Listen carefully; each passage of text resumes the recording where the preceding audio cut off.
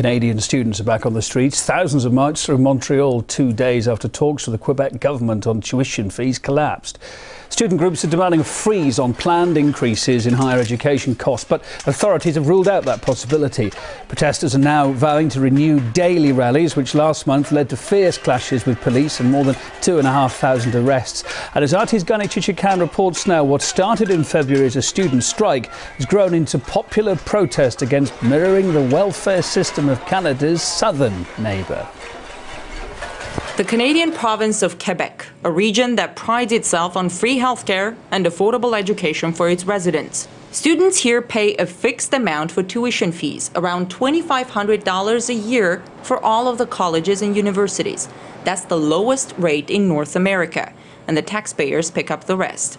But that model might change as their government looks south. They are looking across the borders and seeing what the United States are doing and trying to become closer and closer to what the United States are working on, which is more and more privatization instead of having social programs that cover for everybody.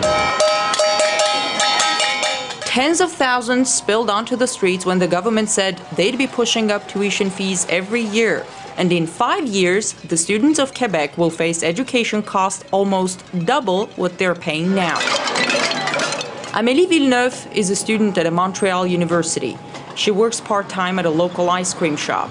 She says if the people of Quebec don't stand their ground now, in the future, higher education just won't be an option for many. If it's too expensive, the poor children will not even think about going to school because it's another world.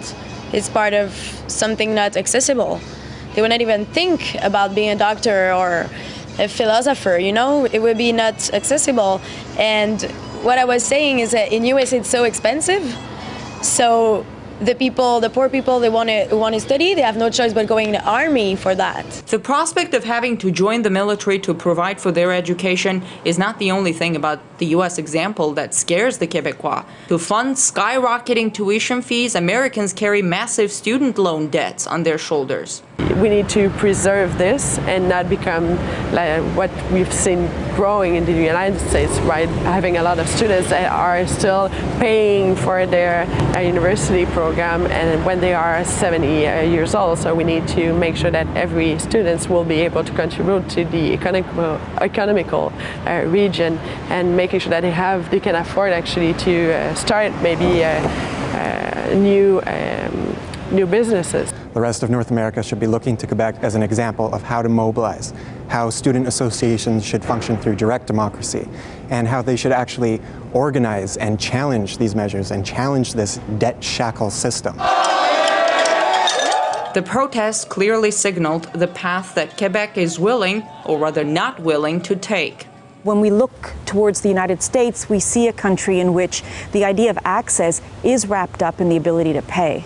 And this is what we're seeing the resistance against, that access to things like higher education or like healthcare are in effect access to public goods, and that there should be a way of controlling the costs and ensuring that people, no matter what their monetary capabilities, are able to take advantage of these kinds of programs.